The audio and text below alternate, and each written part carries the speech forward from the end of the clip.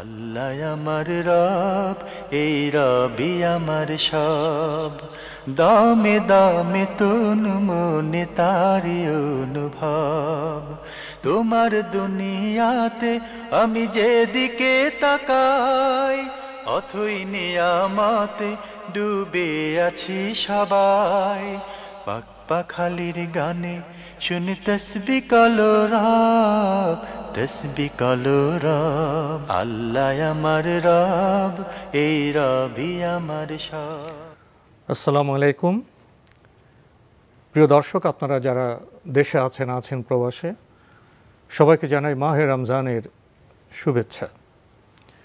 শুরু হলো পবিত্র রমজান উপলক্ষে এনটিভি আয়োজিত এবং লাভ হলো নিবেদিত লাইভ অনুষ্ঠান আপনার জিজ্ঞাসা। আপনাদের সাথে আছি আমি জয়নুল আবেদিন আজাদ। আর আপনাদের মনোজাগা প্রশ্নের জিজ্ঞাসার সরাসরি জবাব দিচ্ছেন বিশিষ্ট আলেম ডক্টর মোহাম্মদ সাইফুল্লাহ। আসসালামু আলাইকুম ওয়া রাহমাতুল্লাহি ওয়া বারাকাতুহু। প্রিয় দর্শক, আমাদের আজকের প্রাসঙ্গিক আলোচনার বিষয় সিয়াম এবং সবর। চলুন তাহলে জিজ্ঞাসার আলোকিত ভবনে আমরা প্রশ্ন নিচ্ছি। আসসালামু আলাইকুম, পরিচয় দিয়ে প্রশ্ন করুন। আমরা আপনাকে শুনতে পাচ্ছি, পরিচয় দিয়ে প্রশ্ন করুন। জি, আমি আয়েশা বলছি, পুরান ঢাকা থেকে। জি বলুন। স্যার, আমার দুইটা প্রশ্ন ছিল। আমার দুটো প্রশ্ন যাকাত প্রসঙ্গে। স্যার, আমার প্রথম প্রশ্নটা হচ্ছে, গত 4-5 বছর যাবত আমরা যে যাকাতটা দিচ্ছি, তো এটা আমাদেরকে আপনজনের মধ্যে যাদের অবস্থা একটু খারাপ তাদের মধ্যেই আর কি দেওয়া হচ্ছে। কিন্তু স্যার, আমার প্রশ্নটা হলো যে এই গত 4-5 বছর ধরে আমরা আমাদের আত্মীয়র মধ্যে যে যাকাতটা দিচ্ছি 3-4 জনের মধ্যে মোটামুটি একটা বড় অ্যামাউন্ট দিচ্ছি, কিন্তু তারা সেই টাকাটা মানে যে কাজে আমরা দিচ্ছি যে সেই টাকাটা দিয়ে কিছু করে তাদের জীবনের অবস্থাটাকে আরেকটু ভালো করবে, তারা এই টাকাটা ওই পর্যায়ে না নিয়ে অনেকটা মানে দেখা গেল ওই টাকাটা দিয়ে তারা অনেকটা বিলাসিতার দিকে নিয়ে যায় বা কিছুদিনের মধ্যেই টাকাটা শেষ করে ফেলে। আমি একটু ক্লিয়ার ভাবে বলতে চাই, যেমন গত বছর আমাদের 6 লাখ টাকার মতন যাকাত আসছে, টাকাটা আমরা 3 জনের মধ্যে ভাগ করে দিচ্ছি। তো তারা এই টাকাটা দিয়ে মানে কেউ হয়তো ইন্ডিয়া থেকে ঘুরে আসছে, মানে এরকম একটা পর্যায়ে। আমরা বিষয়টি বুঝতে পেরেছি, আপনার প্রশ্নটি বলুন। স্যার, এখন আমার প্রশ্ন হচ্ছে, আমার এবারে যে যাকাতের টাকাটা আমাদের আসছে, আমরা এখন এই টাকাটা কি ওনাদের মধ্যেই দিয়ে দিব না ঠিক করলে ভালো হয় আর কি? আমি তো তাদের কোনো ইমপ্রুভ দেখছি না। ধন্যবাদ আপনাকে। আপনার দ্বিতীয় প্রশ্নটি করুন। আর আমার দ্বিতীয় প্রশ্নটি হচ্ছে, স্যার, আমার হাজবেন্ডের পক্ষ থেকে গত বছর আর কি দুটা পার্টি মানে কিছু টাকা আর কি ওনাদের লস হয়, আমাদের টাকা লস হয় আর কি। তো ওনারা টাকাটা দিতে পারছে না এবং তাদের অবস্থা অনেক খারাপ হয়ে গেছে। এখন আমার হাজবেন্ড তাদের কাছে টাকাটা চাবে, মানে এটা ওর বিবেকে বাঁচতেছে। আমরা কি সেই টাকাটা যাকাত থেকে বাদ দিতে পারবো নাকি এটা পারবো না? স্যার, আমার এই দুইটা প্রশ্ন ছিল।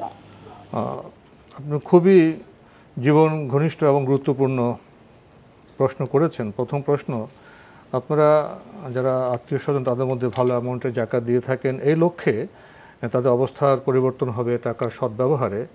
আপনি বলছেন যে তারা সেদিকে না গিয়ে তারা বিলাসী ব্যবহার করছে, বিদেশ ভ্রমণ করছে। এই অবস্থায় কি এবার আপনারা সেই আত্মীয়দেরকেই যাকাত দিবেন না কি করবেন? প্রথম কথা হচ্ছে, আত্মীয়দের মধ্যে আপনারা যে যাকাত দিচ্ছেন মানে হচ্ছে যেন মানে হয়তো আর্থিকভাবে তাদের সক্ষমতা আছে, মানে এই সক্ষমতার মানে পাশাপাশি আপনারা তাদেরকে যাকাত দিয়ে হেল্প করতেছেন না, এই কাজটি শুদ্ধ নয়। তারা মানে আর্থিকভাবে তাদের সক্ষমতা থাকলে চলার মতো অবস্থা যদি থাকে তাদের, এবং মানে তাদের মধ্যে যাকাত বারবার দিবেন, তারা হয়তো এটাকে মানে মিসইউজ করবে, ভালো কাজে ব্যবহার করবে না। সেক্ষেত্রে মানে এর চেয়ে যারা মানে দুরবস্থায় আছে, এর চেয়ে খারাপ অবস্থায় আছে বা যারা আর্থিকভাবে সংকটে রয়েছে, বিপদে রয়েছে, তাদেরকে দেওয়ার জন্য চেষ্টা করুন। কিন্তু যদি আপনাদের কাছে এটি প্রতীয়মান হয়, স্পষ্ট হয় যে না এরাও আর্থিকভাবে সংকটে আছে এবং অভাবে আছে, আপনি যে বক্তব্য দিয়েছেন এই বক্তব্য থেকে কি এটা স্পষ্ট হয়েছে যে ওনারা আর্থিক সংকটে আছে? দুটি বিষয় স্পষ্ট হয়েছে। ওনারা সংকটে আছেন বলেই অর্থ দিয়েছেন যে তারা অর্থ না, এটা ওনারা ধারণা করতেছেন, কিন্তু আসলে যাদেরকে দিচ্ছেন। জি, ওনার প্রশ্ন থেকে আমি যেটা উপলব্ধি করেছি, দরিদ্র আত্মীয়দেরকে যাকাত দিয়েছেন এই লক্ষ্যে যে তারা যাকাতের টাকা ব্যবহার করে তারা স্বাবলম্বী হবে, আগামী বছর যাকাত নিতে হবে না। তারা করছে সে টাকাটা তাদের অর্থনৈতিক উন্নয়ন ব্যবহার না করে সে টাকা দিয়ে তারা বিদেশ ভ্রমণ করেছেন, তারা ভুল ব্যবহার করেছেন। এটা হলো অবস্থা। না, এটা তো উনি যেটা বলছেন সেটা বললেন, কিন্তু এখান থেকে যে জিনিসটা মানে এখান থেকে আমরা বুঝতে পেরেছি সেটা হচ্ছে তারা আসলে মানে যাদেরকে যাকাত দিচ্ছেন তারা আর্থিকভাবে মানে সংকটের মধ্যে নেই। আর্থিক সংকটের মধ্যে থাকলে তাদের এই অবস্থা হতো না। যাই হোক, মানে এটা আমরা স্পষ্ট বুঝতে পেরেছি। সুতরাং এক্ষেত্রে যারা আর্থিক সংকটের মধ্যে রয়েছে, অভাবের মধ্যে রয়েছে, এই ধরনের লোকদেরকে যাকাত দিয়ে স্বাবলম্বী করার জন্য চেষ্টা করুন। আর যদি উনাদেরকে আত্মীয়দেরকে যাকাত দেন তাহলে সুনির্দিষ্টভাবে তাদেরকে মানে কোনো মানে এমন একটা ব্যবস্থা করে দিতে পারেন, ম্যানেজমেন্ট থাকতে হবে, একটা ব্যবস্থা করে দিতে পারেন যে ব্যবস্থার মাধ্যমে হয়তো তারা স্বাবলম্বী হতে পারে, সেটা হয়তো আপনাদের জন্য বৈধ হতে পারে। তবে আমি আপনার বক্তব্য থেকে স্পষ্ট যেটা বুঝতে পেরেছি সেটা হচ্ছে তারা আর্থিক সংকট অথবা অভাবের মধ্যে নেই, মূলত মানে আপনারা ধারণা করতেছেন যে তারা একটু সংকটের মধ্যে রয়েছে, ফলে আপনারা যাকাত দিচ্ছেন, এই কাজটি আপনাদের শুদ্ধ হচ্ছে না। ওনার দ্বিতীয় প্রশ্নটি এরকম যে একজন লসের মধ্যে আছে, তো তারা তো তাদের টাকা পরিশোধ করতে পারছে না, তো জাকাতের টাকা থেকে কি ওটা বাদ দেওয়া যাবে? না, জাকাতের টাকা আপনার মানে জাকাত যেটা ওয়াজিব হবে, মানে সম্পদ থেকে জাকাতের টাকা বের করতে হবে। মানে লসের টাকা তো লস হয়ে গিয়েছে, সেই টাকা আপনি বের করতে পারবেন না আর। সুতরাং এই ধরনের জাকাত দেওয়া জায়েজ নেই, বরং জাকাত আপনার সম্পদ থেকে আপনাকে বের করতে হবে। মানে আপনি লস এর টাকা জাকাত হিসেবে ম্যানেজ করার কোনো সুযোগ নেই, কারণ আপনি তো টাকা বের করেন নাই, আসলে জাকাত দেননি। জি, আমরা জানলাম। প্রিয় দর্শক, প্রশ্ন নিচ্ছি। আসসালামু আলাইকুম, পরিচয় দিয়ে প্রশ্ন করুন। জি, আসসালামু আলাইকুম। ওয়ালাইকুম আসসালাম। জি, আমি মিরপুর থেকে বলছিলাম। জি, বলুন। জি, আমার প্রশ্ন ছিল ইফতার সংক্রান্ত। প্রশ্নটা হচ্ছে যে আজকে ইফতারের সময় ছিল, পত্রিকায় ইফতারের শেষ সময় ছিল 6:33-এ, টিভিতেও 6:33-এ দেখাচ্ছিল, কিন্তু এবং আপনার ইসলামী ফাউন্ডেশন কর্তৃক সময় ছিল 6:37-এ। তো আমার প্রশ্ন হচ্ছে যে আমরা ইফতারটা কোন সময় করব? সূর্য অস্তর সময় করব না ইসলামী ফাউন্ডেশন কর্তৃক যে সময় সেই সময় করব? যদি ইসলামী ফাউন্ডেশন কর্তৃক সময়ই করি তাহলে সূর্যাস্তর সময়টা করব কিনা সেটা জানতে চাচ্ছিলাম। ধন্যবাদ আপনাকে। প্রশ্নটা পেয়েছি। প্রশ্ন পেয়েছি ভাই। ইফতারের সময়ের কথা উল্লেখ করেছেন আপনি, সূর্যাস্তের কথা উল্লেখ করেছেন। সূর্যাস্ত 6:33-এ এবং টেলিভিশনে সেটা বলা হয়েছে 6:33-এ। এটাই হচ্ছে মূলত ইফতারের সময়। এটাই রাসূলুল্লাহ সাল্লাল্লাহু আলাইহি ওয়াসাল্লাম বলেছেন, ইজা আকবালা লাইলু মিন হাহুনা ওয়া আদবারা নাহারু মিন হাহুনা ওয়া গারাবাতিশ শামস আফতারা সাইম। যখন এই দিক থেকে রাত্র আগমন করবে এবং এই দিক থেকে দিবস প্রস্থান করবে, সূর্য অস্ত যাবে, তখনই সাইম রোজাদার ব্যক্তি ইফতার করবে। সুতরাং সূর্যাস্তের সাথে সাথে ইফতার করাই হচ্ছে সুন্নাহ। এখানে কে কি ক্যালেন্ডার তৈরি করেছেন বা কে কি মানে বক্তব্য দিয়েছেন সেগুলোর দিকে মুসলিমগণ দৃষ্টি মানে দেবে না, কারণ হচ্ছে রাসূলুল্লাহ সাল্লাল্লাহু আলাইহি ওয়াসাল্লাম স্পষ্ট করে হাদিসের মধ্যে বলে গিয়েছেন। আর সমস্ত ওলামায়ে কেরামের ঐক্যমত এটি সাব্যস্ত হয়েছে। এই মাসআলার মধ্যে দুনিয়ার কোনো আলেম দ্বিমত পোষণ করেন নাই যে সূর্যাস্তের সাথেই ইফতার করবে, এটাই হচ্ছে বিধান। আমরা মূল বিষয়টি জানলাম। প্রিয় দর্শক, প্রশ্ন নিচ্ছে। আসসালামু আলাইকুম, পরিচয় দিয়ে প্রশ্ন করুন। ওয়ালাইকুম আসসালাম।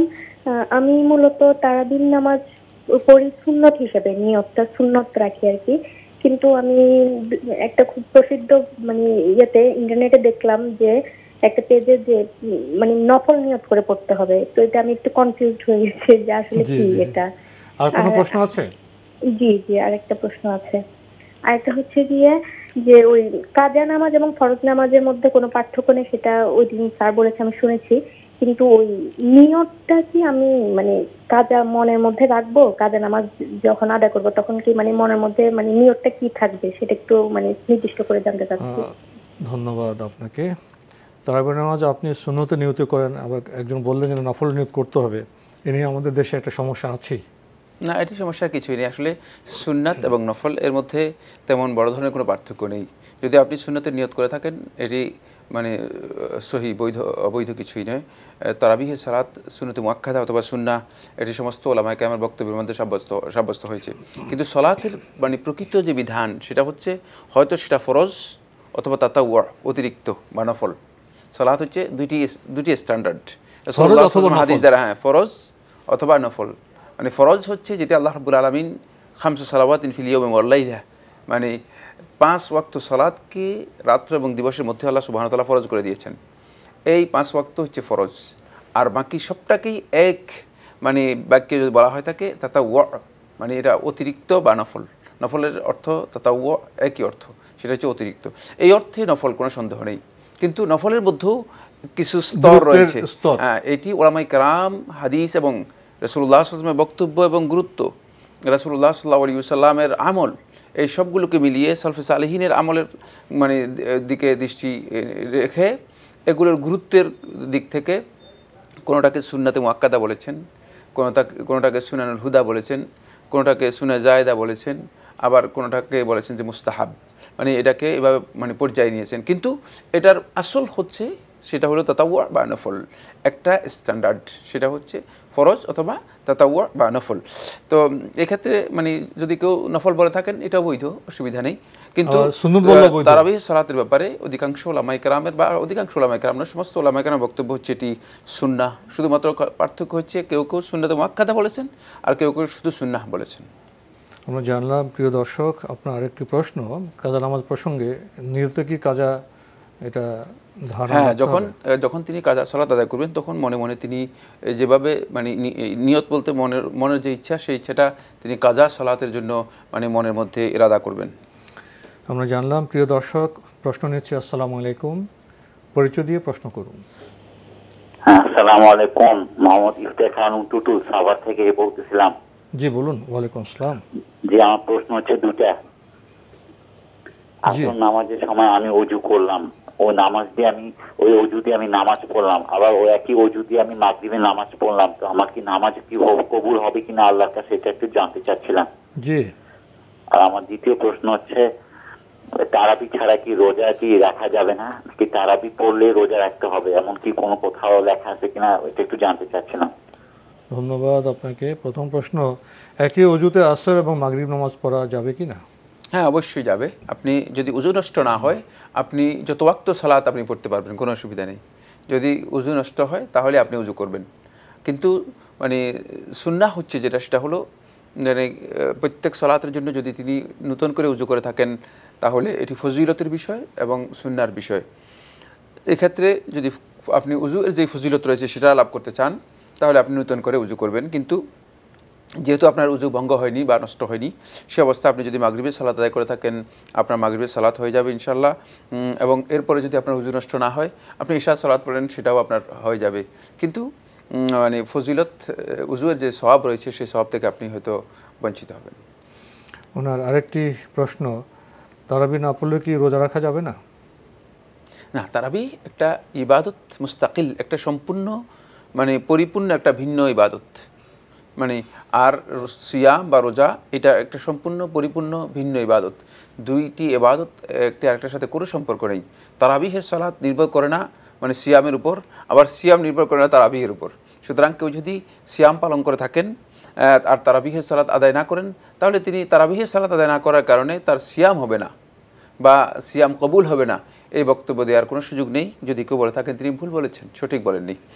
আবার তারাবিহের সালাত মানে না পড়লে মানে তার মানে তিনি বড় ধরনের গুনাহগার হয়ে যাবেন বা তার সিয়াম পালন করার প্রয়োজন নেই, মানে এ ধরনের বক্তব্য মানে দেওয়ার কোনো সুযোগ নেই।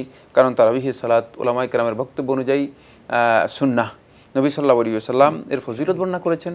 যারা তারাবিহের সালাত আদায় করবেন না তারা সুন্নাহ থেকে বা ফজিলত থেকে মাহরুম হবেন, বঞ্চিত হবেন। আমরা জানলাম প্রিয় দর্শক প্রশ্ন নিচ্ছে। আসসালামু আলাইকুম, পরিচয় দিয়ে প্রশ্ন করুন। হ্যালো, আসসালামু আলাইকুম। ওয়ালাইকুম আসসালাম। আমি মিজান বলছিলাম। আমি আসলে দুটো জিনিস জানতে চাচ্ছিলাম। প্রথমে আসলে নামাজ তো আমরা শুরু করছি আল্লাহু আকবার বলে, দেন সানা পাঠ করছি, তারপর আমরা ইংরেজ জাহাতু পাঠ করছি, দেন আলহামদুলিল্লাহ সূরা পাঠ করছি, তারপরে সূরা মিলাচ্ছি আর কি। আর আল্লাহর কাছে কিছু চাইতে গেলে শেষ দেয়, এমনকি শেষ বৈঠকে দোয়া আমার সূরার পরে যাচ্ছে, দেন সালাম ফিরে নামাজ শেষ করছি। এটা ঠিক আছে কিনা, এক নম্বর। আর দুই নম্বর হচ্ছে কলেমা তাইয়্যিবা। আমরা জানি একাত্মবাদের কলেমা, লা ইলাহা ইল্লাল্লাহ, নাই কোনো মাবুদ আল্লাহ ছাড়া। এর সাথে কি মুহাম্মদুর রাসূলুল্লাহ বলা যাবে নাকি এটা শাহাদাতের কলেমার সাথে বলতে হবে? দুটো যদি একটু ক্লিয়ার করেন ভালো হয় আর কি। ধন্যবাদ আপনাকে। আপনি প্রথমে নামাজে একটি বর্ণনা দিয়েছেন, আল্লাহু আকবার বলে শুরু করেন, তারপর শেষ বৈঠকে আল্লাহর কাছে চান, তারপরে নামাজ শেষ করেন, সালাম ফিরান। এটা ঠিক আছে কিনা? এ ভাই সলাতে যে বিবরণ দিয়েছেন এতে কোনো ধরনের ভুল আমি মানে লক্ষ্য করিনি বা ভুল স্পষ্ট হয়নি আমার কাছে। এই সলাতের পদ্ধতি আপনার বৈধ এবং সঠিক রয়েছে। নবী সাল্লাল্লাহু আলাইহি ওয়াসাল্লামের সলাতে যে তরিকা রয়েছে সেই তরিকা অনুযায়ী সঠিক আছে। দ্বিতীয় প্রশ্ন কালেমা সম্পর্কে, কালেমা তাইয়্যিবা প্রসঙ্গে। কালিমাতুন তাইয়্যিবা বা কালিমাতুত তাওহীদ, সেটা লা ইলাহা ইল্লাল্লাহ, কোনো সন্দেহ নেই। আর কালিমা শাহাদা হচ্ছে মূলত লা ইলাহা ইল্লাল্লাহ মুহাম্মাদুর রাসূলুল্লাহ, এটা হলো শাহাদাতাইন, এটা হলো শাহাদাতাইন, দুইটি সাক্ষ্য। জি, একটা হচ্ছে তাওহীদের শাহাদা, আল্লাহ রাব্বুল আলামিনের একত্ববাদ এবং তার উলুহিয়তের, তিনি যে আমাদের একমাত্র মাবুদ তার সাক্ষ্য দেয়া। আর একটা হচ্ছে মুহাম্মদ সাল্লাল্লাহু আলাইহি ওয়াসাল্লামের রিসালাতের, তিনি যে আল্লাহর পক্ষ থেকে প্রেরিত রাসূল, পয়গম্বর এবং কিয়ামত পর্যন্ত আল্লাহ রাব্বুল আলামিনের পক্ষ থেকে আগত রাসূল, তারপরে আর কোনো নবী এবং রাসূল আসবেন না, মানে এর সাক্ষ্য দেয়া, এটা হচ্ছে শাহাদা। সুতরাং লা ইলাহা ইল্লাল্লাহ মুহাম্মাদুর রাসূলুল্লাহ, এটা হচ্ছে শাহাদাতাইন, দুইটি শাহাদাতের মানে সংক্ষিপ্ত রূপ। বাকি কালিমাতুত তাওহীদ হচ্ছে কালিমা তাইয়্যিবা, সেটা হচ্ছে লা ইলাহা ইল্লাল্লাহ। এটি আল্লাহ সুবহানাহু ওয়া তাআলা কোরআনে কারীমে বলে দিয়েছেন, ফাআলাম আন্নাহু লা ইলাহা ইল্লাল্লাহ, একেবারে স্পষ্ট করে আল্লাহ সুবহানাহু ওয়া তাআলা বলে দিয়েছেন, আপনি জেনে রাখুন। এটাই হচ্ছে মানে কালেমা, যেটা শিক্ষা দিচ্ছেন আল্লাহ সুবহানাহু ওয়া তাআলা, আন্নাহু লা ইলাহা ইল্লাল্লাহ, আল্লাহ তাআলা ছাড়া প্রকৃত কোনো ইলাহ বা মাবুদ নেই। প্রিয় দর্শক, আমরা খুবই গুরুত্বপূর্ণ বিষয়ে অবগত হলাম। প্রশ্ন নিচ্ছি। আসসালামু আলাইকুম, পরিচয় দিয়ে প্রশ্ন করুন। আসসালামু আলাইকুম, আমি বেলাল সাহেব বলছিলাম ভাই। জি ভাইয়া বলুন। যে আমার হলো যে তারাবির নামাজ কত রাকাত পড়তে হবে? অনেকে 8 রাকাত, 12 রাকাত, 20 রাকাত পড়ে। আর ইসলাম এক, ইসলামের মধ্যে এত দল কেন? আমরা তো সবাই ইসলাম এক হলে, তাহলে ইসলামের মধ্যে এত দল ভাগ কেন? ধন্যবাদ আপনাকে। আর তারাবির বিষয়টা কি আর শেষ হবে না? যে প্রতিদিন তো বলা হচ্ছে তারাবির রাকাত প্রসঙ্গে, বারবার আপনি তারাবির মূল বিষয়টা বলছেন, কেমন লালের কথা বলছেন, এত বলার পরেও, এত ব্যাখ্যার পরেও আবার একই প্রশ্ন, যে হয়তো হতে পারে যে ভাই আমাদের মানে অনুষ্ঠান দেখেননি, এই জন্য হতে পারে। তবে আমাদের অনুষ্ঠানে এই বিষয়ে বিস্তারিত আমরা আলোচনা করেছি তারাবিহের সলাতের ব্যাপারে। কত রাকাত, এর চেয়ে মানে গুরুত্ব হচ্ছে কিয়ামুল লাইল, রাতের নামাজ 2 রাকাত 2 রাকাত করে আপনি পড়ুন। এটাকে রাকাত উদ্দেশ্য নয়, এখানে উদ্দেশ্য হচ্ছে কতক্ষণ আপনি কিয়াম করলেন, কতক্ষণ দাঁড়ালেন। 2 রাকাতে যদি আপনি মানে রাত্রের 1/3 দাঁড়ান, তাহলে আপনি 1/3 ফজিলত পেয়ে যাবেন। আর 2 রাকাতে যদি আপনি মানে রাত্রের মানে 2/3 দাঁড়ান, তাহলে 2/3 ফজিলত পেয়ে যাবেন। কিয়ামুল লাইল, রাত্রের কতক্ষণ দাঁড়ালেন, এটা সবচেয়ে বেশি গুরুত্বপূর্ণ কত রাকাত পড়লেন এর চেয়ে। সুতরাং এটাকে রাকাতের মধ্যে সীমাবদ্ধ করা রাসূলুল্লাহ সাল্লাল্লাহু আলাইহি ওয়াসাল্লামের সহিহ কোনো হাদিস দ্বারা সাব্যস্ত হয়নি, এবং রাকাত নির্দিষ্ট করার চেয়ে গুরুত্ব যেটা, সেটা হচ্ছে কোয়ালিটি কী হবে, এখানে তেলাওয়াতটা কী হবে। কারণ রাসূলুল্লাহ সাল্লাল্লাহু আলাইহি ওয়াসাল্লাম বলে দিয়েছেন যে আল্লাহ রাব্বুল আলামিনের কাছে সবচেয়ে পছন্দনীয় মানে যেই সালাত, সেটা হচ্ছে তুলুল কুনুত, যার মধ্যে দীর্ঘ মানে কিয়াম করা হয় থাকে, দীর্ঘ সময় দাঁড়িয়ে মানে কোরআন তিলাওয়াত করা হয়ে থাকে। সুতরাং সেক্ষেত্রে আপনি কতটুকু মানে দাঁড়ালেন, সেটা আপনার সবচেয়ে বেশি গুরুত্বপূর্ণ বিষয়। আর যদি আপনি রাকাত নির্ধারণ করেন, সেটাও মানে ওলামায়ে কেরামের বক্তব্যের মাধ্যমে সাব্যস্ত হয়েছে। একদল ওলামায়ে কেরাম 8 রাকাতের কথা বলেছেন, একদল ওলামায়ে কেরাম 20 রাকাতের কথা বলেছেন, কেউ 36 রাকাতের কথা বলেছেন, কেউ 41 রাকাতের কথা বলেছেন। আলেমদের এখানে বিভিন্ন বক্তব্য রয়েছে, এবং এই সব কিছুকে মিলিয়ে শেখুল ইসলাম ইবনে তাইমিয়া রাহমাতুল্লাহি আলাইহি খুব গুরুত্বপূর্ণ একটি বক্তব্য তার মাজমু ফাতাওয়ার মধ্যে উল্লেখ করেছে। সেটা হচ্ছে এই যে ব্যক্তি তারাবিহের সালাতের জন্য সুনির্ধারিত রাকাত নির্ধারণ করে নিল, ফাকাদ আখতা, সে ভুল করলো। কারণ রাসূল সাল্লাল্লাহু আলাইহি ওয়াসাল্লাম এখানে যে নির্দেশনা দিয়েছেন 2টি হাদিস, এই নির্দেশনা থেকে বোঝা যায় রাসূলুল্লাহ সাল্লাল্লাহু আলাইহি ওয়াসাল্লাম এখানে রাকাত উদ্দেশ্য নয়, বরং উদ্দেশ্য হচ্ছে 2 রাকাত 2 রাকাত করে আপনি পড়বেন। সলাতুল লাইলি মাসনা মাসনা, রাতের নামাজ 2 রাকাত 2 রাকাত করে আপনি পড়বেন। যতটুকু আপনি পড়তে পারেন, কোনো অসুবিধা নেই, 8 রাকাতও পড়তে পারবেন। হাদিস আয়েশা রাদিয়াল্লাহু তাআলা সাব্যস্ত হয়েছে সহিহ বুখারীর মধ্যে, এবং এটি সহিহ সনদে সাব্যস্ত হয়েছে। এরপরে দ্বিতীয় 20 রাকাতও পড়তে পারবেন। 20 রাকাতের মানে রাসূলুল্লাহ সাল্লাল্লাহু আলাইহি ওয়াসাল্লাম আদৌ কখনো পড়েছেন মর্মে সহিহ রিওয়ায়াত সাব্যস্ত হয়নি। তবে মানে পরবর্তী সময় ওমর ইবনুল খাত্তাব রাদিয়াল্লাহু তাআলা আনহু থেকে মানে 20 রাকাতের বিষয়ে একটি রিওয়ায়াত উল্লেখ করা হয়ে থাকে। এই রিওয়ায়াতটি বিতর্কিত আলেমদের মাঝে, একদল উলামায়ে কেরাম সহিহ বলেছেন, আর একদল উলামায়ে কেরাম দাঁড়াই বলেছেন। যাই হোক, যদি সহিহ ধরা হয় তাহলে 20 রাকাত আপনি পড়তে পারেন। কারণ নফল নামাজ 20 রাকাত পড়তে কোনো নিষেধ নেই, পড়তে পারেন 2 রাকাত করে। তবে মানে এটি 20 রাকাত না 8 রাকাত এ নিয়ে যে বিতর্ক মানে আমাদের মাঝে বিরাজ করছে, এই বিতর্কটি একেবারেই অহেতুক। মানে নফল বা সুন্নত সালাত নিয়ে এই ধরনের বিতর্কের কোনো প্রয়োজন নেই।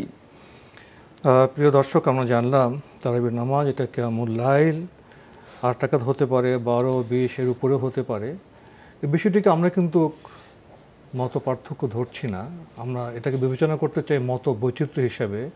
2 রাকাত করে সামর্থ্য অনুযায়ী আমরা যতটা পড়তে পারি। আমরা মতবিরোধ না গিয়ে কি আমরা বিষয়গুলিকে মত বৈচিত্র্য হিসেবে ভাবতে পারি না? তাহলে বোধহয় আমাদের মধ্যে যে বিরোধ বা বিতর্ক এগুলো কমে যেতে পারে। আমাদের শব্দচয়ন, ভাষা প্রয়োগের দিক থেকে বোধহয় আরও সচেতন হওয়া প্রয়োজন। প্রিয় দর্শক, আপনার তো আরেকটি প্রশ্ন রয়ে গেল, আমরা এটা ইনশাল্লাহ বিরতির পরে দিব। তবে বিরতির আগে আমরা আরেকটি প্রশ্ন নিতে চাই। আসসালামু আলাইকুম, লাইনে যিনি আছেন প্রশ্নটি পরিচয় দিয়ে করতে পারেন। হ্যালো, আসসালামু আলাইকুম। ওয়ালাইকুম আসসালাম। হ্যালো, আমার 3টা প্রশ্ন আছে। আমি ঈশ্বরদী থেকে সুমি বলছি। জি বলুন। আমি প্রায় ঘুমালে নামাজ পড়তে থাকি, দেখি যে নামাজ পড়ছি, আলহামদুলিল্লাহর সঙ্গে একটা সূরা লাগাচ্ছি, এরকম মানে নামাজ যত অবস্থায় ঘুমের মধ্যে দেখি যে আমি নামাজ পড়ছি এরকম। তো এটার লক্ষণটা কেমন, ভালো কি খারাপ, এটা আমি জানতে চাচ্ছি। আর আমার আরেকটা প্রশ্ন হলো, এই যে ঠিকাদারির ব্যবসা মানে কন্ট্রাক্টারি ঠিকাদারি করে, এটা কি যদি নিজের বিবেক অনুযায়ী সুন্দর করে কাজ করা যায় তাহলে ঠিকাদারিটা জায়েজ নাকি জায়েজ না, হালাল কি না এটা? আর আরেকটা প্রশ্ন হলো, আমার যদি কিছু টাকা থাকে গচ্ছিত, সেই টাকাটা 1 বছর থাকলে তারপরে যাকাত হবে। আমার যদি 1 বছর হওয়ার আগেই আমি টাকাটা উঠায় অন্য কোনো ব্যবসায় হয়তো ঠিকাদারি কোনো কাজ পেয়েছি, টাকাটা উঠে আমি সে কাজে লাগাই ফেলছি, 1 বছর আমার কাছে নাই, অন্য কাজে লাগাই দিছি, তাহলে কি ওই টাকাটা আমার 1 বছর পুরা হলে, যখন পুরা হবে তখন কি আমার যাকাত দিতে হবে? কারণ ওই টাকাটা আমার কাছে নাই, ব্যবসার কাজে। ধন্যবাদ, আপনাকে সুন্দর প্রশ্ন করেছেন। একটি প্রশ্ন রয়ে গিয়েছিল, তিনি প্রশ্ন করেছেন ইসলামে এত দল কেন? ইসলাম তো এক। হ্যাঁ ভাই, ইসলাম তো একটাই। প্রশ্ন, এত দল কেন? ধন্যবাদ এই ভাইকে যে এত দল কেন, শুধু ইসলামের কথা বলছেন না, সব কিছুর মধ্যেই মূলত যেখানে মতাদর্শ রয়েছে, চিন্তাধারা রয়েছে, সব কিছুর মধ্যেই মূলত সেখানে দলাদলি আছে, বিভিন্ন দল আছে, গ্রুপ আছে। এটা সকল চিন্তাধারার মধ্যেই, সকল মতাদর্শের মধ্যেই, সকল ধর্মীয় চিন্তার মধ্যেই রয়েছে। হয়তো আপনি শুধু ইসলামকে মানে কাছে পেয়েছেন মুসলিম হিসেবে, হয়তো এটাকে আপনি দলাদলি হিসেবে গ্রহণ করেছেন। মূলত এই যে মানে গ্রুপিং বা দল, এই বিষয়টি নির্ভর করে আছে মানে ইসলাম সম্পর্কে আমাদের সঠিক কনসেপ্ট আছে কিনা, সঠিক ধারণা আছে কিনা, এটার উপর নির্ভর করে। যেখানেই মানে গ্যাপ রয়েছে, দূরত্ব রয়েছে, সেখানেই মূলত মানে দলের প্রশ্ন এসেছে, সেখানেই লোকদের মধ্যে বিভ্রান্তির প্রশ্ন এসেছে, সেখানেই একটা দূরত্ব তৈরি হয়েছে। আবার এর পাশাপাশি কিছু বিষয় রয়েছে যে বিষয়গুলোর গবেষণার অবকাশ রয়েছে, ইজতিহাদের সুযোগ আছে। গবেষণার কারণে কিছু মতবৈচিত্র্য, মতপার্থক্য রয়েছে। এই মতবৈচিত্র্য, মতপার্থক্য মূলত ওলামায়ে কেরাম করেছেন গবেষণার নির্ভর, দলিল নির্ভর হয়ে, প্রবৃত্তি নির্ভর হয়ে নয়। কিন্তু পরবর্তী সময়ে ওই ওলামায়ে কেরামের ভক্ত যারা আছেন, ভক্ত অনুরক্ত যারা আছেন, তারা এটাকে এত সীমালঙ্ঘন করেছে যে শেষ পর্যন্ত এটাকে তারা একটা গ্রুপ এবং কি এটাকে একটা মানে কেউ কেউ সেটাকে দিন হিসেবে গ্রহণ করে নিয়েছেন। ফলে এখানে বাড়াবাড়ি এমন পর্যায়ে পৌঁছে গিয়েছে যে মানে ফলে এখানে বড় ধরনের একটা মানে মিস্টেক, বড় ধরনের একটা ভুল মানে চর্চা শুরু হয়ে গিয়েছে, প্র্যাকটিস শুরু হয়ে গিয়েছে। আর এই সমস্ত কারণে মূলত দেখা গিয়েছে যে এই ধরনের দলাদলি অনেক হয়েছে। বাকি মানে নবী সাল্লাল্লাহু আলাইহি ওয়াসাল্লাম এই বিষয়ে সতর্ক করে গিয়েছেন। নবী সাল্লাল্লাহু আলাইহি ওয়াসাল্লামের 2টি হাদিস আমি বলতে চাই। একটি হাদিস যেটি ইরবাদ ইবনে সারিয়া রাদিয়াল্লাহু বর্ণনা করেন, রাসূলুল্লাহ সাল্লাল্লাহু আলাইহি ওয়াসাল্লাম ইরশাদ করেন, ইন্নাহু মান ইয়াইশ মিনকুম বা'দি ফাসায়ারা ইখতিলাফান কাসীরা, যে তোমাদের মধ্যে যারা আমার পরে মানে জীবন যাপন করবে, আমার পরে যারা মানে থাকবে, তারা অচিরেই অনেক মতপার্থক্য, অনেক মানে মতবিরোধ দেখতে পাবে, মতে বিভক্ত হয়ে যাবে। তখন রাসূল সাল্লাল্লাহু আলাইহি ওয়াসাল্লাম এই মতবিরোধের কথা ইঙ্গিত দিয়ে গেছেন যে এটা হবেই। কারণ হচ্ছে মানুষের স্বভাব, মানুষের প্রকৃতি, মানুষের অনুসরণ, মানুষের কথা, মানুষের ইগো ইত্যাদি সব কিছু মিলিয়ে এখানে মতপার্থক্যের একটা বিষয় রয়ে গিয়েছে। তো রাসূল সাল্লাল্লাহু আলাইহি ওয়াসাল্লাম সেখানে মানে একটা নির্দেশনা দিয়েছেন, সেটা হলো এই অবস্থায় তোমরা কি করবে, তোমরা কি মতবিরোধীর পিছনে দৌড়াবে নাকি তোমাদের একটা করণীয় রয়েছে। সেই করণীয় রাসূলুল্লাহ সাল্লাল্লাহু আলাইহি ওয়াসাল্লাম যেটা বলেছেন, দুর্ভাগ্যের বিষয় হচ্ছে সেই করণীর দিকে আমরা ধাবিত হচ্ছি না, ফলে আমরা এই মতবিরোধকে আরও মতবিরোধ রূপান্তরিত করতেছি। রাসূলুল্লাহ সাল্লাল্লাহু আলাইহি ওয়াসাল্লাম বলেন, ফাআলাইকুম বিসুন্নতি ওয়া সুন্নাতিল খুলাফায়ে রাশিদিন আল মাহদিয়িন তামাসসাকু বিহা ওয়া আদ্দু আলাইহা বিন-নওয়াজিজ। এই অবস্থায় তোমরা আমার সুন্নতকে আঁকড়ে ধরবে। এখানে সুন্নাত বলতে আপনি ওই মানে ফরজ ওয়াজিবের উপরে নয়, যে সুন্নাত সেই সুন্নাত নয়, নবী সাল্লাল্লাহু আলাইহি ওয়াসাল্লামের যে আদর্শ, যে রীতি, যে নিয়ম নবী সাল্লাল্লাহু আলাইহি ওয়াসাল্লাম যে মানহাজ দিয়ে গেছেন সেটি।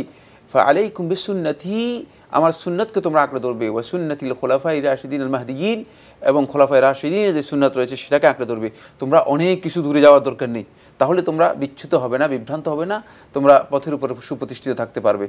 এটা একটা নির্দেশনা রাসূলুল্লাহ সাল্লাল্লাহু আলাইহি ওয়াসাল্লাম দিয়েছেন। আরেকটি নির্দেশনা রাসূলুল্লাহ সাল্লাল্লাহু আলাইহি ওয়াসাল্লাম আরেকটি হাদিসের মধ্যে দিয়েছেন, যে হাদিসটি হাকিম তার মুস্তাদরাকের মধ্যে বর্ণনা করেছেন, আহমদ ইবনে হাম্বল রাহিমাহুল্লাহ তার মুসনাদের মধ্যে বর্ণনা করেছেন, এবং ইমাম আবু দাউদ বর্ণনা করেছেন, আরও অনেকেই বর্ণনা করেছেন, এবং শেখ নাসরুদ্দিন আলবানী রহমতুল্লাহ আলাইহি এটাকে সহিহ বলেছেন, ইমাম শাতিবী রহমতুল্লাহ এটাকে সহিহ বলেছেন। সেটি হচ্ছে রাসূলুল্লাহ সাল্লাল্লাহু আলাইহি ওয়াসাল্লাম বলেছেন, ওয়াসাতাফতারিকু উম্মতি ইলা 73 ফিরকা, আর অচিরেই আমার উম্মত 73 ফিরকা বিভক্ত হয়ে যাবে।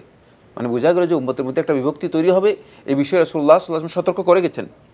সুতরাং এখানে ফিরকাবন্দির বিষয়টি মানে আশ্চর্যের কিছুই না, মানে আপনি যে আশ্চর্য হচ্ছেন সে আশ্চর্য হওয়ার কোনো কিছু এখানে নেই। রাসূলুল্লাহ সাল্লাল্লাহু আলাইহি ওয়াসাল্লাম যেহেতু স্পষ্ট করে বলে দিয়েছেন যে ওয়াসাতাফতারিকু উম্মতি ইলা 73 ফিরকা, অচিরেই আমার উম্মত 73টি ফিরকা বিভক্ত হয়ে যাবে। এরপর রাসূলুল্লাহ সাল্লাল্লাহু আলাইহি ওয়াসাল্লাম বলতেছেন যেটি সেটা আরও জঘন্য, আরও ভয়ঙ্কর, সেটা হলো কুল্লুহা ফিন্নার, এই ফিরকা যেগুলো হবে সবটাই জাহান্নামী হবে, ইল্লা ওয়াহিদা, একটি ছাড়া। কালু ইয়া রাসূলুল্লাহ, সাহাবায়ে কেরাম তখন প্রশ্ন করলেন, কারণ এটা একটা মানে ভয়াবহ অবস্থা হয়ে গেল যে 73 ফিরকা হবে, তোর মধ্যে একটি মানে রাসূল সাল্লাল্লাহু আলাইহি ওয়াসাল্লাম বলতেছেন যে কুল্লুহা ফিন্নার ইল্লা ওয়াহিদা, একটা ছাড়া। তখন সাহাবায়ে কেরাম প্রশ্ন করলেন, ইয়া রাসূলুল্লাহ, আল্লাহ রাসূল সাল্লাল্লাহু আলাইহি ওয়াসাল্লাম, কারা যারা নাজাত পাবে, কারা যারা সত্যিকার হকের উপর সুপ্রতিষ্ঠিত থাকবে? তখন রাসূলুল্লাহ সাল্লাল্লাহু আলাইহি ওয়াসাল্লাম এই মানহাজটা বলে দিলেন, সেটা হলো মা আনা আলাইহিল ইয়াউমা ওয়া আসহাবি, আজকের এই দিনে আমি এবং আমার সাহাবায়ে কেরাম যারা আছেন তারা যেই দ্বীনের উপর, যেই মানহাজের উপর, যেই সুন্নাতের উপর প্রতিষ্ঠিত আছে, মানে যারা এই সুন্নাতের উপরে প্রতিষ্ঠিত থাকবে তারাই কেবল নাজাত পাবে। এখন সহজ হয়ে গেল জিনিসটি, খুবই সহজ হয়ে গেল। যদি কেউ সাহাবায়ে কেরামের মানহাজ দেখেন আর নবী সাল্লাল্লাহু আলাইহি ওয়াসাল্লামের সুন্নাহকে সামনে নিয়ে আসেন, তাহলে স্পষ্ট হয়ে যাবে যে আসলে যতই বিতর্ক রয়েছে প্রত্যেকটি বিতর্কের ঊর্ধ্বে আমরা আসতে পারবো। কিন্তু এটা সহজ নয়, যতক্ষণ পর্যন্ত আমরা সত্যিকার আল্লাহ এবং আখিরাতের প্রতি ঈমান আনতে পারবো ততক্ষণ পর্যন্ত এই কাজটি আমরা করতে পারবো না। সত্যিকার ঈমান আনলেই আমাদের পক্ষে সম্ভব হবে মূলত এই কাজটি করা। আমরা প্রশ্নে যাচ্ছি, আমাদের এক দর্শক 3টি প্রশ্ন করেছিলেন। জি, ওনার প্রথম প্রশ্ন, উনি যখন ঘুম আসেন তো ঘুমে উনি নামাজ পড়েন, এই বিষয়টি কেমন? হ্যাঁ, প্রথম কথা হচ্ছে আমরা উনি জানেন কিনা জানি না, আমরা স্বপ্নের কোনো তাবির করি না। আজকেই মানে শেষ কথা বলে দিচ্ছি, সেটা হলো উনি যে অবস্থা উল্লেখ করেছেন অবস্থায় আপনি উজু করে মুআওয়াজাত পড়ে শুইবেন এবং রাতের যে সমস্ত তাসবিহগুলো আছে সেগুলো পড়বেন। মুআওয়াজাত হচ্ছে সূরাতুল ইখলাস, সূরাতুন নাস, সূরাতুল ফালাক, এগুলো পড়ে আপনি শুইবেন, তাহলে ইনশাআল্লাহ তাআলা এই অবস্থা কেটে যাবে। তবে আমরা ঘুমের যে সমস্ত তাবিরাত রয়েছে মানে সেগুলো আমরা কখনো করি না। ওনার দ্বিতীয় প্রশ্ন, ওনার স্বামী হয়তো আপনার ঠিকাদারি বা কন্ট্রাক্টের ব্যবসা করেন, এই ব্যবসা কি হালাল? ঠিকাদারি ব্যবসা হারাম হওয়ার কোনো কারণ তো আমি দেখি না, যদি হারামে না যান। জি, যদি হারাম, মিথ্যা, প্রতারণা, ধোঁকাবাজি এগুলোর মধ্যে না যান তাহলে এখানে হারাম কিছুই নেই। জি, এখানে হালাল করার তো সুযোগ আছে। জি জি জি। ওনার তৃতীয় প্রশ্ন, ওনার কাছে টাকা কিছু গচ্ছিত আছে, তো উনি বলছেন যদি এবং সেটা জাকাতযোগ্য, 1 বছর অতিবাহিত হওয়ার আগে যদি তিনি সেটা ব্যবহার করে ফেলেন কোনো কাজে, তাহলে কি তার জাকাত দিতে হবে? না, জাকাত দিবে কোত্থেকে? 1 বছরের আগে যদি আপনি খরচ করে ফেলেন পুরো টাকাটা বা অন্য কোনো কাজে লাগিয়ে দেন, তাহলে আপনার আর জাকাত আসবে না, আপনার জাকাত আসবে না। সেটা আপনার মানে জাকাত মানে যদি এমনভাবে আপনি ইনভেস্ট করেন যে জাকাতযোগ্য ইনভেস্ট হয়ে থাকে, তাহলে আপনার হয়তো জাকাত আসবে। সেটা নির্ভর করছে আপনি কোন কাজে ইনভেস্ট করেছেন সেটার উপর। জি, আমরা জানলাম প্রিয় দর্শক, আমাদের আজকের প্রাসঙ্গিক আলোচনার বিষয় সিয়াম এবং সবর। ধন্যবাদ। সিয়াম এবং সবর মানে এটি অত্যন্ত গুরুত্বপূর্ণ একটি বিষয়। মানে সিয়াম এর সাথে সবর এমনভাবে জড়িত যে মানে সবরকে কোনোভাবেই সিয়াম থেকে বিচ্ছিন্ন করা যায় না। বরং আহলে তাফসীর মুফাসসিরিনে কেরাম একথা বলেছেন যে মানে সিয়ামের আরেকটি নাম হচ্ছে সবর। তাই আল্লাহ সুবহানাহু ওয়া তাআলা কোরআনে কারীমের মধ্যে বলেছেন, ইরশাদ করেছেন, ইন্নামা ইউওয়াফফাস সাবিরুনা আজরাহুম বিগাইরি হিসাব, যে আল্লাহ রাব্বুল আলামিন সাবিরুন যারা রয়েছেন, ধৈর্যশীল যারা রয়েছেন, তাদের প্রতিদান আল্লাহ সুবহানাহু ওয়া তাআলা দেবেন বিগাইরি হিসাব, বিনা হিসাবে। এই আয়াতের তাফসীরের মধ্যে আস-সাবিরুন বলতে মূলত এই আয়াতের মধ্যে বোঝানো হয়েছে আহলুত তাফসীরের বক্তব্য অনুযায়ী আস-সাবিরুন হুমুস সাইমুন, তারা হচ্ছে রোজাদার যারা তারা। কারণ সিয়াম মানুষদেরকে মূলত সত্যিকার যেই রেজাল্ট সিয়াম দিয়ে থাকে, মানে সিয়ামের মাধ্যমে মানুষ যেই ফল লাভ করতে পারে সেটা হচ্ছে সত্যিকার সংযম এবং সত্যিকার সবর তিনি অর্জন করতে পারেন। যদি সাইম ব্যক্তি সিয়ামের মাধ্যমে মানে সবরের মানে এই গন্তব্যে বা এই লক্ষ্যে পৌঁছতে সক্ষম না হন, তাহলে বুঝতে হবে যে তার সিয়ামের কোথাও না কোথাও মানে ঘাটতি রয়ে গেছে।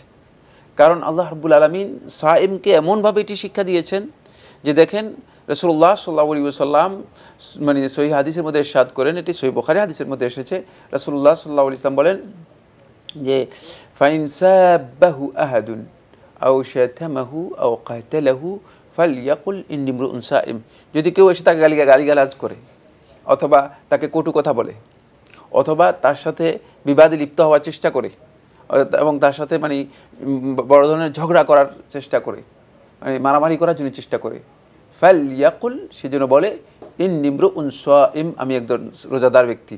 মানে সবরের কোন পর্যায়ে গিয়ে এই কথা মানুষ বলতে পারে যে আপনার সাথে একজন এসে আপনার গায়ের উপর পড়ে ঝগড়া লেগে যাবে আর আপনি বলবেন যে না আমি রোজাদার, তাহলে আমি সিয়াম পালন করছি। আমরা প্রশ্ন নিচ্ছি। আসসালামু আলাইকুম, পরিচয় দিয়ে প্রশ্ন করুন। হ্যাঁ, হ্যালো, আসসালামু আলাইকুম। ওয়ালাইকুম আসসালাম। হ্যাঁ, এই যে পুরান ঢাকা থেকে মোহাম্মদ ওমর ফারুক বলছি। জি ভাইয়া বলুন। প্রশ্ন হচ্ছে, আমি কোন কোম্পানিতে টাকা ইনভেস্ট করেছি, এখন এই কোম্পানি কোন একটা আইনি জটিলতায় বন্ধ আছে, সেখান থেকে আমি সেই টাকার উপরে কি আমি যাকাত দিতে পারবো? এটা প্রথম প্রশ্ন। আর দ্বিতীয় প্রশ্ন হচ্ছে, আমি অন্য কোনো কোম্পানিতে টাকা ইনভেস্ট করছি যেখানে আমার এখন বর্তমানে অনেক লস। জি, অন্য কোম্পানিতে টাকা ইনভেস্ট করেছেন, আপনি কি লাইনে আছেন? লাইনটি বোধহয় কেটে গেছে। আমার ওনার যে প্রথম প্রশ্নটি, উনি একটি কোম্পানিতে টাকা ইনভেস্ট করেছেন, কোম্পানিটা আইনি জটিলতায় এখন বন্ধ আছে, তো ওনার সেই টাকার কি উনি জাকাত দিবেন যে টাকাটি ইনভেস্ট করেছেন? টাকা যেহেতু ওনার কাছে নেই, টাকা তো কোম্পানির কাছে রয়ে গিয়েছে এবং টাকা উনি পাবেন কিনা সেটাও নিশ্চিত নন, তাহলে তিনি এই মানে সম্পদের তাকে জাকাত দিতে হবে না, যেহেতু মানে জাকাতের জন্য সমস্ত উলামায়ে কেরামের ঐক্যমতে সাব্যস্ত হয়েছে আইয়াকুনাল মিলকু তাম্মা, যে মালিকানাটা তার সাব্যস্ত হতে হবে পরিপূর্ণ মালিকানা। যে এখানে যেহেতু পরিপূর্ণ মালিকানা তার সাব্যস্ত হয়নি, মানে এখানে একটা আংশিক মালিকানা রয়েছে, এখন কোম্পানিও বন্ধ রয়েছে আর টাকাও তার কাছে নেই, সুতরাং তাকে এই টাকার জাকাত দিতে হবে না। দ্বিতীয় প্রশ্নে তো মাঝপথে কেটে গেল, আপনি কি বুঝতে পেরেছেন? না, আমি বুঝতে পারিনি। জি, আমরা আরো প্রশ্ন নিচ্ছি। আসসালামু আলাইকুম, প্রিয় দর্শক, পরিচয় দিয়ে প্রশ্ন করুন। হ্যালো, আসসালামু আলাইকুম। আমি ঢাকা থেকে বলছিলাম, আমার নাম নুরুন নাহার। আমি যে রমজান মাসে ওষুধের মাধ্যমে পিরিয়ড বন্ধ রেখে রোজা করি। তা আমি আরো 4-5 বছর আগে আপনাদের অনুষ্ঠানে প্রশ্ন করছিলাম যে এভাবে রোজা রাখলে হবে কিনা, তো হুজুর বলছিলেন যে শরীরের যদি কোনো ক্ষতি না হয় রোজা হবে। তা এখন আমি গত 3-4 বছর যাবত এভাবে রোজা রেখে আসতেছি।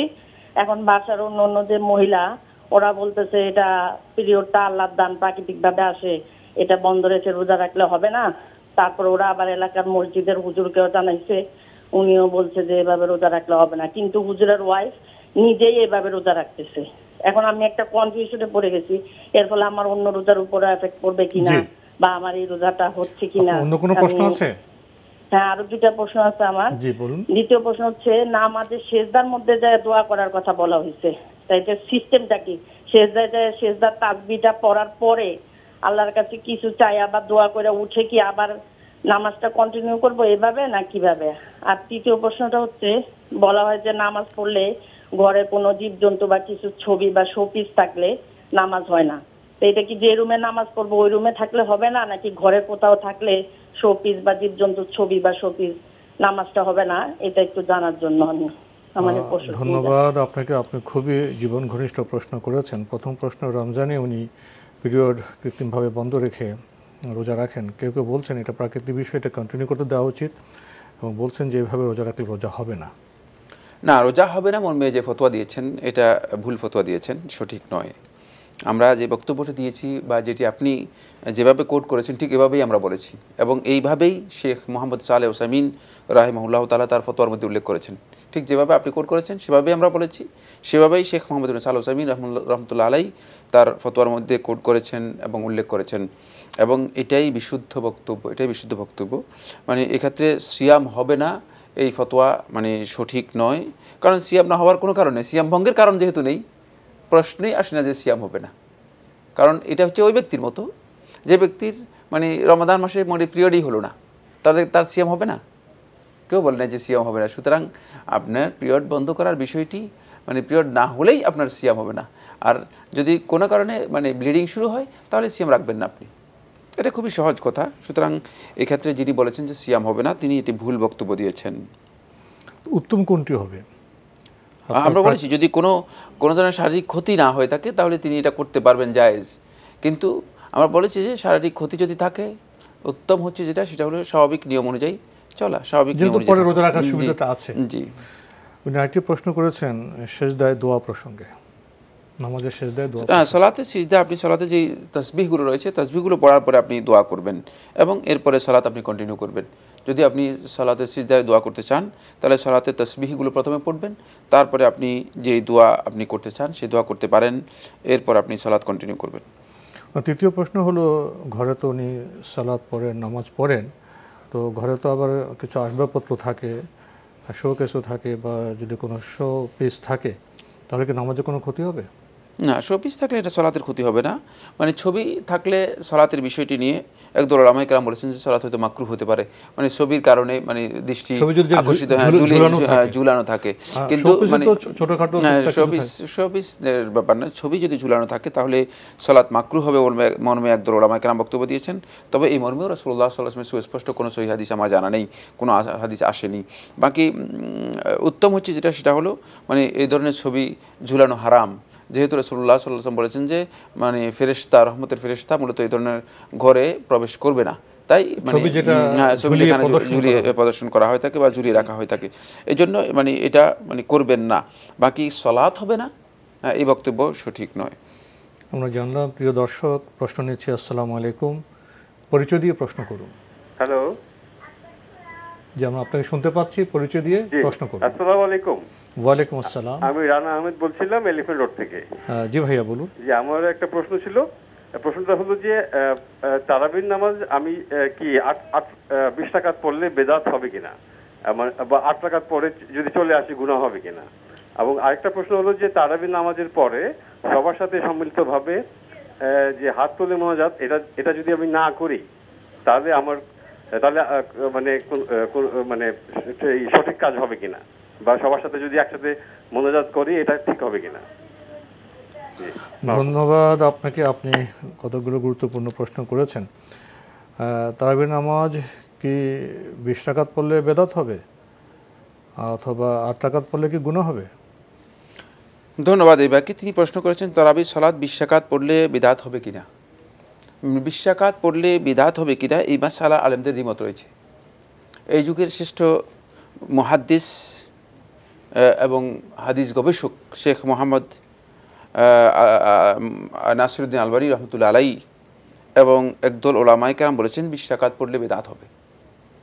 কিন্তু অধিকাংশ আহলুত তাহকিক মুহাক্কিক উলামায়ে কেরামের বক্তব্য হচ্ছে 20 রাকাত পড়লে বিদআত হবে না, আর এটা বিশুদ্ধ বক্তব্য। কারণ হলো 20 রাকাতের ব্যাপারে যে সমস্ত রেওয়ায়েতগুলো রয়েছে সেগুলো জুমহুর উলামায়ে কেরাম গ্রহণ করেছেন। শেখ নাসিরউদ্দিন আলবানী রহমতুল্লাহ আলাই 20 রাকাতে যে রেওয়ায়েতগুলো রয়েছে সেগুলো সবগুলোকে দাঈফ বলেছেন, দুর্বল বলেছেন, গ্রহণযোগ্য নয়। এই কারণেই তিনি মানে একথা বলেছেন যে এটি 20 রাকাত যদি কেউ পড়েন তাহলে বেদাত হবে। বাকি এখানে যে রেওয়ায়তটি রয়েছে, একটি রেওয়ায়তের মধ্যে তাদলিসে খাফি রয়েছে, এটা হয়তো আপনারা বুঝবেন না। এটা মানে সাধারণ মানে হাদিসের সবচেয়ে সূক্ষ্ম বক্তব্য। মানে যে রেওয়ায়তটি ইবনে আবি শাইবা রাহিমাহুল্লাহ তার মুসান্নাফের মধ্যে বর্ণনা করেছেন, এখানে তাদলিসে খাফি রয়েছে। যাই হোক, মানে যদি মানে আমরা ধরে নিই যে মানে 20 রাকাতের বলবে যে সমস্ত রেওয়ায়েতগুলো রয়েছে সেগুলো মানে সাহাবীদের আমল দ্বারা যদি মনে করি যে প্রমাণিত হয়েছে তাহলে এটি বেদাত হবে না। তবে রাতের নামাজ নফল নামাজ হওয়ার কারণে, যেহেতু রাসূলুল্লাহ সাল্লাল্লাহু আলাইহি ওয়াসাল্লাম দিক নির্দেশনা দিয়েছেন 2 রাকাত করে পড়ার জন্য, সুতরাং 20 রাকাত যদি কেউ পড়েন তাহলে এটি বেদাত হওয়ার বিষয় নয়। ফলে দেখা গিয়েছে ইমাম আহমদ বিন হাম্বল রাহমাতুল্লাহ আলাইহি 20 রাকাতকে গ্রহণ করেছেন, অথচ তিনি ইমাম আহলুস সুন্নাহ এবং ইমাম আহলুল হাদিস, আহলুল হাদিসেরও ইমাম এবং আহলুস সুন্নাহরও ইমাম। তার ব্যাপারে দ্বিমত পোষণকারী ব্যক্তি বেদাতি হিসেবে আখ্যায়িত হবে, আবু মুহাম্মদ আল বাহারি রহমতুল্লাহ আলাইহি তার কিতাবের মধ্যে উল্লেখ করেছেন। সুতরাং এখান থেকে বোঝা যায় যে মানে এটি বেদাত হওয়ার বিষয় নয়, যদিও শেখ মোহাম্মদ নাসিরুদ্দিন আলবানী সহ একদল উলামায়ে কেরাম এটাকে বেদাত বলেছেন, আমরা উল্লেখ করেছি। বাকি 8 রাকাত যদি পড়েন কেউ গুনাহ হবে কিনা, না প্রশ্নই আসে না, যেহেতু রাসূলুল্লাহ সাল্লাল্লাহু আলাইহি ওয়াসাল্লামের একটি সহিহ হাদিস সাব্যস্ত হয়েছে উনি তো 8 রাকাত পড়তেন, কেমন লাগে রাসূলুল্লাহ সাল্লাল্লাহু আলাইহি ওয়াসাল্লাম 8 রাকাত পড়তেন। বরং আপনি আশ্চর্য হবেন, সেটা হচ্ছে এই হানাফি ফিকহের সবচেয়ে বড় আলেম, যাকে হানাফি ফিকহের মানে ব্যারিস্টার হিসেবে আখ্যায়িত করা হয়ে থাকে, এমন কামাল ইবনুল হুমাম রাহিমাহুল্লাহ তাআলা তিনি ফাতুল কাদিরের মধ্যে উল্লেখ করেছেন, এটি হলো হেদায়ার সবচেয়ে নির্ভরযোগ্য এবং বড় সরা। তিনি এই ফাতুল কাদিরের মধ্যে উল্লেখ করেছেন ওয়াস সুন্নাতু ইনদানা 8 রাকাতিন লিফি'লি রাসূলিল্লাহ সাল্লাল্লাহু আলাইহি ওয়াসাল্লাম, আর আমাদের কাছে সুন্নাহ হচ্ছে 8 রাকাত, যেহেতু রাসূলুল্লাহ সাল্লাল্লাহু আলাইহি ওয়াসাল্লাম করেছেন। ওয়াসনাতা 10 রাকাত মুস্তাহাব্বা, আর বাকি 12 রাকাত হচ্ছে আমাদের কাছে মুস্তাহাব। এটি কামাল ইবনুল হুমাম ফাতুল কাদিরের মধ্যে উল্লেখ করেছেন। সুতরাং প্রশ্নই আসে না, যাদের পড়ালেখার ধন্যতা রয়েছে, ঘাটতি রয়েছে, তাদেরকে আরও জানতে হবে যে ওলামায়ে কেরাম এই বিষয়ে যে বক্তব্যগুলো দিয়েছেন সেগুলো ভালো করে মানে চেষ্টা করতে হবে এবং জেনে নিতে হবে। কামাল ইবনুল হুমাম রাহমাতুল্লাহ আলাইহি ফাতুল কাদিরের মতো এই কথা স্পষ্ট করে বলেছেন, আমাদের কাছেও সুন্নাহ হচ্ছে মূলত 8 রাকাত লিফি'লি রাসূলিল্লাহ সাল্লাল্লাহু আলাইহি ওয়াসাল্লাম, যেহেতু রাসূল সাল্লাল্লাহু আলাইহি ওয়াসাল্লাম ফেল সাব্যস্ত হয়েছে 8 রাকাতের ব্যাপারে, আর বাকিটাকে আমরা মনে করে থাকি মুস্তাহাব, কিন্তু আমরা 20 রাকাত পড়ার কথা বলে থাকি। প্রিয় দর্শক, আমরা জানলাম যে আমরা 8 রাকাতও পড়তে পারবো, 20 রাকাতও পড়তে পারবো, এখানে বেদাতের বিষয় নেই, গুনার বিষয় নেই। আপনি আরেকটি প্রশ্ন করেছেন, নামাজ শেষে যে সম্মিলিত মোনাজাত করা হয়, তারাবির পরেও মোনাজাত করা হয়, এটা করলে কি হবে, আবার না করলে কি হবে? ধন্যবাদ এই ভাইকে, তিনি মানে একটা পজিটিভ নেগেটিভের দিকে যাচ্ছেন। যাই হোক, না, এই ধরনের কোনো সম্মিলিত মুনাজাত মানে তারাবি সালাতের শেষে রাসূলুল্লাহ সাল্লাল্লাহু আলাইহি ওয়াসাল্লামের হাদিস দ্বারা সাব্যস্ত হয়নি। সুতরাং করাটাই হচ্ছে বেদাত, আর না করাটা হচ্ছে মানে আপনি বেদাত মুক্ত থাকলেন। আর ইবাদত যত বেশি বেদাত মুক্ত হবে ততই আল্লাহ রাব্বুল আলামিনের কাছে গ্রহণযোগ্য হবে, কারণ বেদাতি ব্যক্তি আল্লাহ রাব্বুল আলামিনের কাছে তার আমল গ্রহণযোগ্য হয় না, এবং আল্লাহ রাব্বুল আলামিন থেকে সে মূলত দূরত্বে চলে যান। যত বড় ইবাদত করেন, তিনি মনে করেন যে ইবাদত করতেছি, কিন্তু ইবাদতের মাধ্যমে মাজদাদা ইল্লা বু'দান, ওলামায়ে কেরাম বলে যে তারা এর মাধ্যমে মূলত দূরত্ব, আল্লাহ রাব্বুল আলামিনের সাথে নৈকট্য লাভ হয় না, মূলত দূরত্ব তৈরি হয়ে থাকে। তাই বেদাতের মাধ্যমে আল্লাহ রাব্বুল আলামিনের সন্তুষ্টি অর্জন করার চেষ্টা করা উচিত নয়। প্রিয় দর্শক, সময়ের কারণে আমরা আজকে আর প্রশ্ন নিতে পারছি না, এখানে শেষ করতে হচ্ছে। আপনাকে অনেক ধন্যবাদ। আপনাকে অনেক অনেক ধন্যবাদ। প্রিয় দর্শক, আমরা এতক্ষণ দেখছিলাম এনটিভি আয়োজিত এবং লাভ হলো নিবেদিত অনুষ্ঠান আপনার জিজ্ঞাসা। আমাদের এই অনুষ্ঠান আপনারা অনলাইনেও দেখতে পারবেন, ভিজিট করুন www.ntvbd.com। এছাড়া ইউটিউবে এবং আমাদের ভেরিফাইড ফেসবুক পেজে অনুষ্ঠান দেখতে পারবেন। প্রিয় দর্শক, রমজানের এই পবিত্র সময়ে রাত জেগে আমরা ইসলাম সম্পর্কে জানার চেষ্টা করছি। আপনারা যারা প্রশ্ন করছেন, আপনারাও খুব গুরুত্বপূর্ণ অবদান রাখছেন, ইসলামকে জানার চেষ্টা করছেন। জানার যে চেষ্টা ইসলামের প্রতি, এটাও আমাদের ইবাদতের বিষয় হিসেবে পরিগণিত হতে পারে। এই জানাটাকে আসুন আমরা কাজে পরিণত করি, তাহলে জানা বোধহয় সার্থক হবে। দেখা হবে ইনশাআল্লাহ আগামীকাল একই সময়ে। প্রিয় দর্শক, মহান আল্লাহ আমাদের সবাইকে নিরাপদে রাখুন শান্তিতে। আসসালামু আলাইকুম। আল্লাহ আমার রব, এই রবি আমার সব, দামে দামে তুন মনে তারি অনুভব। আল্লাহ আমার রব, এই রবি আমার সব।